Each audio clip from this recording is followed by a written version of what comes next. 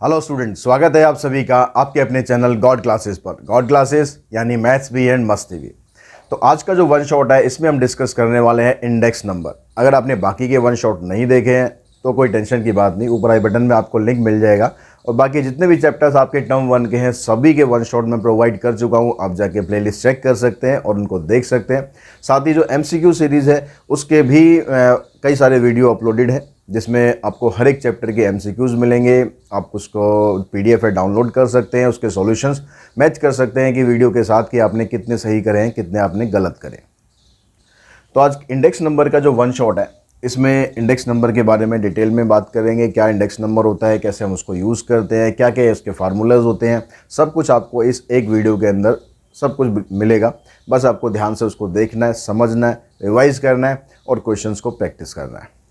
तो index number होता क्या है? Index number is the ratio of two quantities such as price, values और other economic variable taken to at a different time.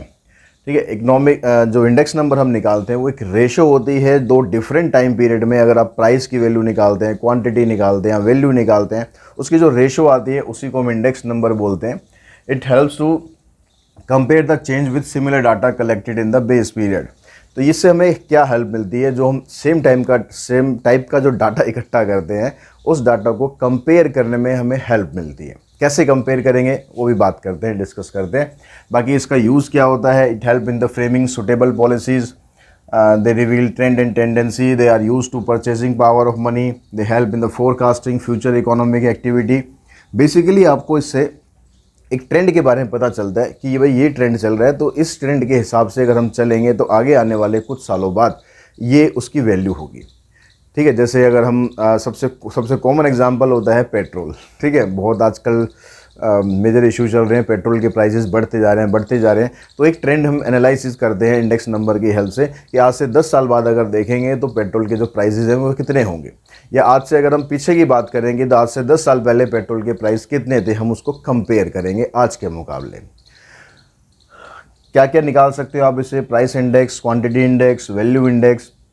इनके अलावा अगर आप कोई स्पेशल पर्पस के लिए निकालना चाहते हो यानी उसको आप कंपेयर करना चाहते हो, उसको भी कंपेयर कर सकते हो। अब जब भी आप इंडेक्स नंबर निकालोगे तो आपको दो चीज़ तो चाहिए, दो डिफरेंट टाइम पीरियड चाहिए जिसको आप कंपेयर करोगे। ठीक है, अगर मैं आज को कंपेयर करता हूँ आपसे 10 साल बाद, तो मेरे को ये देखना है कि 10 साल बाद जो है वो प्राइस कितना होगा। तो जब भी आप प्राइस इंडेक्स निकालेंगे आपको 2 साल चाहिए, 2 ईयर चाहिए। एक को हम बोल देंगे बेस ईयर, जिसको हम डिनोट करेंगे P0 से, और दूसरा हम लेंगे करंट ईयर। करंट ईयर का मतलब ये ज़रूरी नहीं है कि हम जिस साल की हम अभी रह रहे हैं हम उस साल को करंट ईयर लेंगे, ऐसा कोई ज़रूरी नहीं है। आपको 2 ईयर दे रखे होंगे, मान लो एक आपको देता है 2005 और एक देता है 2008।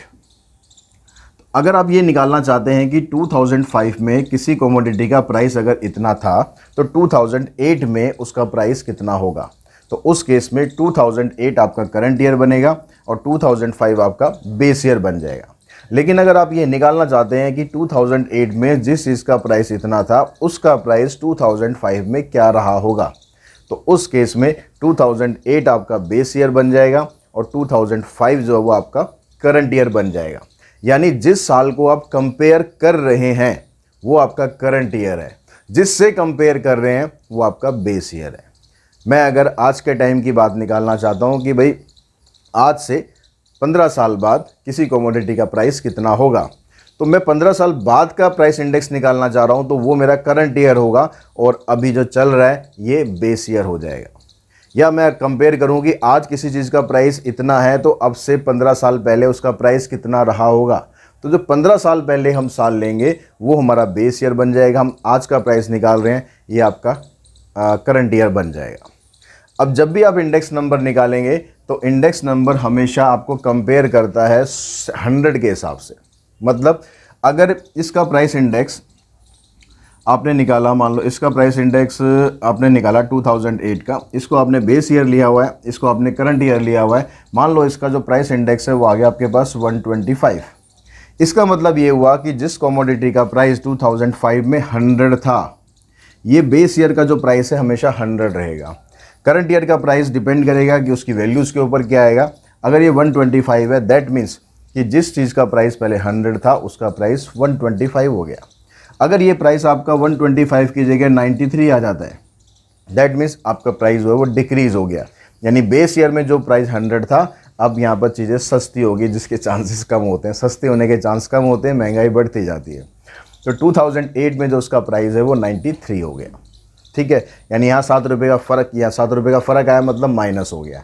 अगर 125 आता है तो उसमें 25 रुपीज़ इंक्रीज़ हो गया। तो जब भी इंडेक्स नंबर निकलेगा आपको हमेशा इसके 100 के हिसाब से ही निकलेगा, इसलिए हम इसकी रेशो बोलते हैं। भाई 2005 में ये 100 है तो ये 93 है, तो उसकी रेशो निकल गई। रेशो निकल गई मतलब कितना डिफरेंस आ गया भाई, 7 रुपये का डिफरेंस आ गया। क्लियर होगी बात यहाँ तक। अब कैसे हम निकालेंगे, क्या क्या मेथड होते हैं, ये सब की बात करते हैं। कौन कौन से मेथड्स आपको यूज़ करने हैं। इंडेक्स नंबर जब आप निकालेंगे तो दो तरह का आपके पास डाटा अवेलेबल होगा, वेटेड और अनवेटेड। तो इंडेक्स नंबर को हम दो कैटेगरी के अंदर डिवाइड करते हैं, एक होता है वेटेड, अनवेटेड लेते हैं पहले, दूसरा लेते हैं वेटेड। अब वेटेड के अंदर भी दो फार्मूले बनते हैं, एक होता है सिंपल एग्रीगेटिव मेथड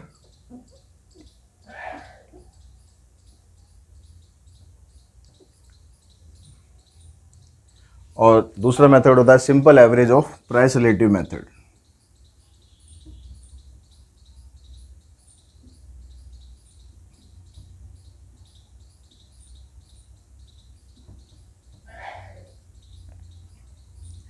ऐसे जो वेटेड निकालेंगे हम, वेटेड के अंदर भी दो फार्मूले होंगे, एक वेटेड एवरेज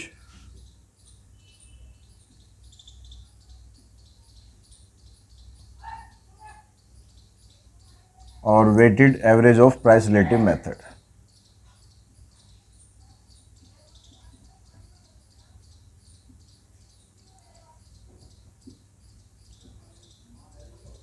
तो ये आपके पास अलग अलग कैटेगरी के इंडेक्स नंबर होते हैं। सबसे पहले अगर हम बात करें सिंपल एग्रीगेटिव मेथड की, इस मेथड के अंदर आपको क्या करना है, क्या इसके अंदर फार्मूला होता है। इसमें जब आप प्राइस इंडेक्स नंबर निकालेंगे तो P01 का जो फार्मूला होता है, इसको ये होता है summation of P1 divided by summation of P0 into में 100। मतलब आपको सिंपल क्या करना है, जो आपको करंट ईयर दे रखा है उसके प्राइस का टोटल करना है, और जो आपको बेस ईयर दे रखा है उसके प्राइस का टोटल करना है, इंटू में 100 करना है, ये आपका आंसर निकल जाएगा। ठीक है। अगर हम यहाँ पर simple average of price relative method की बात करें तो इसके अंदर आपको क्या करना होता है, इसके अंदर एवरेज पूछती है। एवरेज पूछने का मतलब है कि यहाँ पर आपको हर एक जितनी भी कमोडिटीज़ है, इसके अंदर क्या हो रहा है कि जितनी भी कमोडिटीज़ है उन सबका टोटल पहले होता है, टोटल निकालने के बाद फिर उसका प्राइस इंडेक्स निकलता है। यहाँ पर आपको एवरेज निकालनी, तो हर एक क्वांटिटी का अलग अलग आप पहले प्राइस इंडेक्स निकालोगे तो ये आ जाएगा P1 divided by P0 into में 100। इसका जो समेशन आएगा, मान लो 5 कमोडिटीज़ हैं तो उन पांचों का आप अलग अलग प्राइस इंडेक्स निकालोगे, उन सब का टोटल करने के बाद एवरेज निकालनी है। एवरेज के लिए जो नंबर ऑफ ऑब्जर्वेशंस होती हैं उससे हम इसको कर देते हैं डिवाइड। तो ये इसका फार्मूला होता है। इसमें हर एक कमोडिटी का अलग अलग एवरेज निकलता है, इसमें टोटल इकट्ठा निकलता है। पाँचों कमोडिटी का प्राइस पहले आप ऐड कर लोगे, बेस ईयर में ऐड कर लोगे, फिर उसका प्राइस इंडेक्स नंबर निकालोगे। अगर इन दोनों में कंपेयर करें तो ये मेथड बेस्ट होता है, क्योंकि इसमें आप हर एक कमोडिटी की अलग अलग प्राइस इंडेक्स निकाल रहे हो और बाद में उसकी एवरेज कैलकुलेट कर रहे हो। वेटेड एवरेज के अंदर जो फार्मूला होता है मेन P01। अब वेटेड एवरेज का मतलब क्या हो गया और दोनों में डिफरेंस क्या है, यहाँ पर आपको क्वांटिटी नहीं दी होती है, यहाँ पर आपको वेट नहीं दिया होता है। वेटेड एवरेज के अंदर आपको वेट दिया होगा, और वेट अगर दिया होगा तो उसका जो फार्मूला आप करोगे वेटेड एवरेज का, तो उसका फार्मूला बनेगा आपका P1। जो आपका ये फार्मूला है, देखो बेसिक ये फार्मूला है, ये आप याद कर लो, इसी फार्मूले से सारे फार्मूले चलेंगे। अब क्या कि यहाँ पर वेट दे दिया है तो आप जो करंट ईयर का प्राइस है उसके साथ वेट को पहले मल्टीप्लाई कर लो, जो बेस ईयर है उसके प्राइस के साथ भी आप वेट को मल्टीप्लाई कर लो, इंटू में 100 कर दो। ठीक है। ऐसे जब वेटेड एवरेज की बात करेंगे तो यहाँ पर आपको वेटेड एवरेज निकालनी है। अब वेटेड एवरेज का जब आप फार्मूला करोगे तो हर एक की अलग अलग पहले प्राइस इंडेक्स नंबर निकाल लोगे, उसको वेट से मल्टीप्लाई करोगे, यानी यहाँ पर क्या बनेगा, sigma P1 upon P0 into 100 into weight और divided by summation of weight. तो ये बेसिकली 4 फार्मूले हैं, लेकिन अभी जो वेटेड एवरेज होता है इसमें और भी कई सारे फार्मूले अभी आएंगे, लेकिन बेसिक ये 4 आपके पास चीज़ें होती हैं। अगर आपने एक ये फार्मूला याद कर लिया है तो कोई भी फार्मूला आपको याद करने में दिक्कत नहीं होने वाली। ठीक, अब जो इसके आगे 4 फार्मूले हैं वेटेड एवरेज के अंदर, वो कौन कौन से फार्मूले आपके सिलेबस में हैं। सबसे पहला है उसमें Laspeyres method, Laspeyres price index number. Laspeyres price index number में क्या होता है, इसमें जो प्रायोरिटी दी जाती है वो करंट ईयर जो बेस ईयर का क्वांटिटी है उसको प्रायोरिटी दी जाती है, उसके अकॉर्डिंग हम इसका प्राइस इंडेक्स नंबर निकालते हैं। मतलब जो आपको क्वांटिटी दे रखी होगी, जो वेट दे रखा होगा, P1 और P0 दोनों का अलग अलग वेट दे रखा होगा कि जो प्राइस है बेस ईयर का जो प्राइस है उसकी क्वांटिटी इतनी है या उसका वेट इतना है, और जो करंट ईयर की है उसका वेट इतना है या उसका प्राइस इतना है। तो आपको बस क्या करना है, यहाँ पर जो वेट आ रहा है उस वेट की जगह बेस ईयर का वेट आपको काउंट करना है। तो फार्मूला बनेगा sigma P1 Q0 sigma P0 Q0 into में 100। लेस्पियस क्या करता है, ये किसको प्रायोरिटी देता है, बेस ईयर को प्रायोरिटी देता है। ठीक है, बेस ईयर क्वांटिटी इसको प्रायोरिटी मिलती है यहाँ पर। ये भी आपका क्वेश्चन बन सकता है एक। दूसरा जो इंडेक्स नंबर है इसमें वो है पाशे। पाशे में क्या करता है, इसका उल्टा काम करता है। ये बेस ईयर को प्रायोरिटी दे रहा है और पाशे क्या करता है, जो करंट ईयर का क्वांटिटी है ना उसको लेता है, यानी summation of P1 Q1 summation of P0 Q1 into में 100। इसमें करंट ईयर को प्रेफरेंस मिल रही है, उसके हिसाब से कैलकुलेट होता है। ठीक है, तो दोनों प्राइस इंडेक्स नंबर निकल गए। अब उसके बाद बात करते हैं भाई, जो प्राइस इंडेक्स नंबर आपका आता है जो इन दोनों को बैलेंस करता है। फिशर क्या करता है, उसके अंदर बेस ईयर को भी वो लेता है और करंट ईयर को भी लेता है। फिशर, इसको आइडल इंडेक्स नंबर भी बोलते हैं। एक्चुअली में होता क्या है, जो लेस्पियस और पाशे है उन दोनों का ज्योमेट्रिक मीन होता है। ज्योमेट्रिक मीन का मतलब कि square root of Laspeyres price index number into में पाशे प्राइस इंडेक्स नंबर। ठीक है, ये ज्योमेट्रिक मीन का मतलब होता है geometric mean of A and B is equals to square root of A and B. तो इसका जो भी प्राइस इंडेक्स निकलेगा, इसका जो भी प्राइस इंडेक्स निकलेगा, अगर आप उसका ज्योमेट्रिक मीन निकाल देते हैं तो उससे आपका direct Fisher ideal index number निकल जाएगा। ठीक है, अगर हम इस फॉर्मेट में इसको लिखें तो कैसे लिखेंगे, sigma P1 Q0 sigma P0 Q0 into में इसको ले लेते हैं sigma P1 Q1 divided by sigma P0 Q1। 100 यहाँ आ रहा है, 100 ही आ रहा है, यानी 100 का स्क्वायर हो गया। तो स्क्वायर को अगर मैं रूट के बाहर लिखूंगा तो यहाँ पर इंटू में 100 ही रहेगा, इसको हमने रूट के बाहर ले गए। ठीक है, अब उसके बाद एक मेथड और है हमारे सिलेबस में, martial Edgeworth method.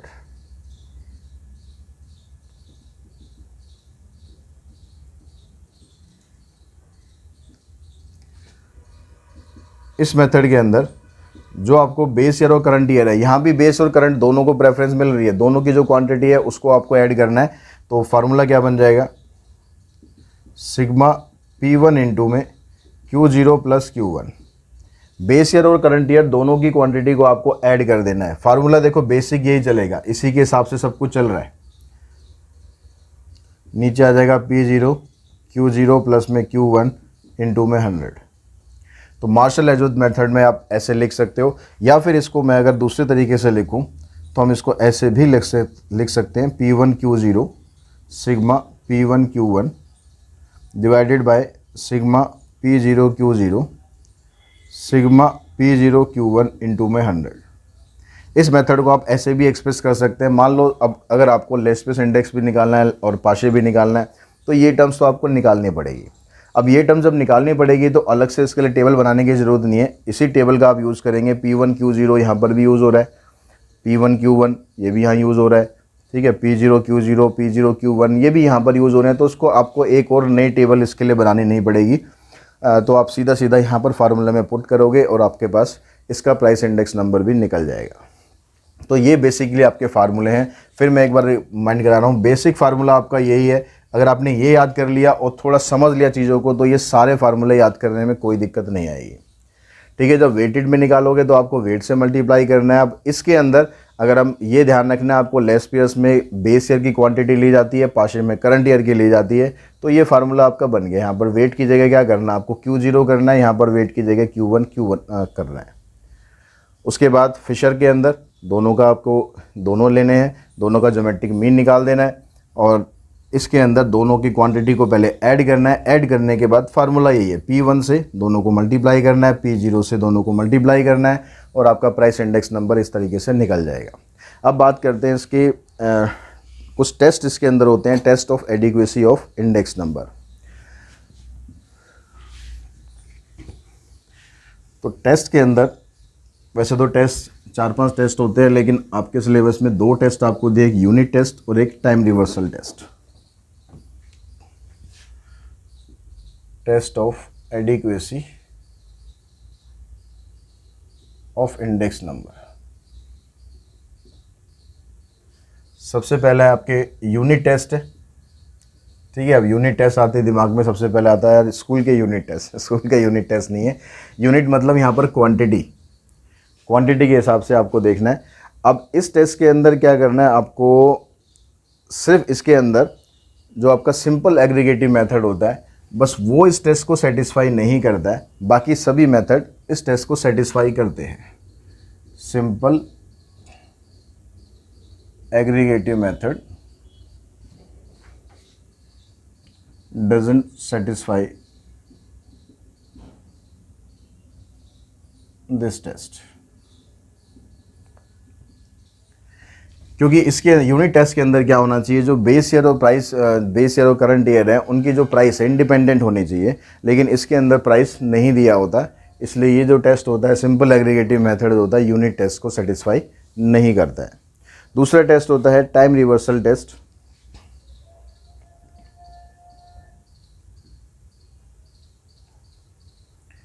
Time reversal test में ये देखा जाता है कि अगर आप P01 और P10 इन दोनों का प्रोडक्ट करते हैं तो 1 आता है या नहीं आता। अगर 1 आता है तो टाइम रिवर्सल टेस्ट सेटिस्फाई होगा। अब इसको कौन कौन से टेस्ट सेटिस्फाई करते हैं, एक तो सिंपल एग्रीगेटिव मेथड इसको सेटिस्फाई करता है, सिंपल एग्रीगेटिव मेथड, और दूसरा फिशर आइडियल इंडेक्स नंबर। ये दोनों मेथड इस टेस्ट को सेटिस्फाई करते हैं।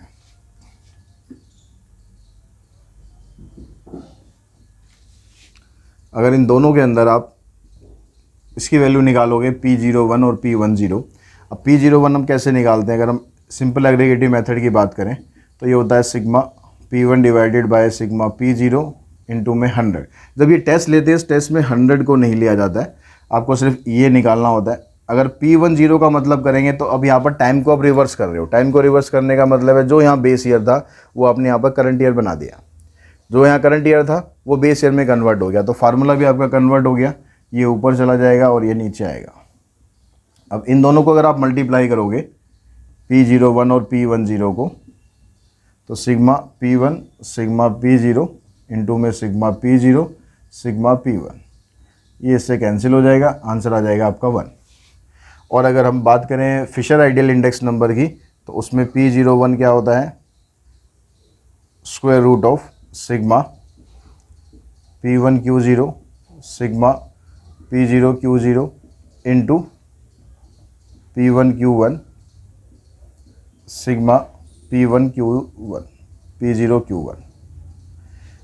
और P10 क्या होता है, तो यहाँ भी आप टाइम को रिवर्स कर रहे हो, तो जहाँ जहाँ 1 है वहाँ 0 कर दो, जहाँ 0 है वहाँ 1 कर दो। अब P0Q1 हो जाएगा ऊपर sigma P1Q1 sigma P0Q0 sigma P1Q0। अब इन दोनों को आप मल्टीप्लाई करोगे तो देखो, क्योंकि ये भी रूट के अंदर है ये भी रूट के अंदर है, तो सारा इकट्ठा मल्टीप्लाई हो जाएगा।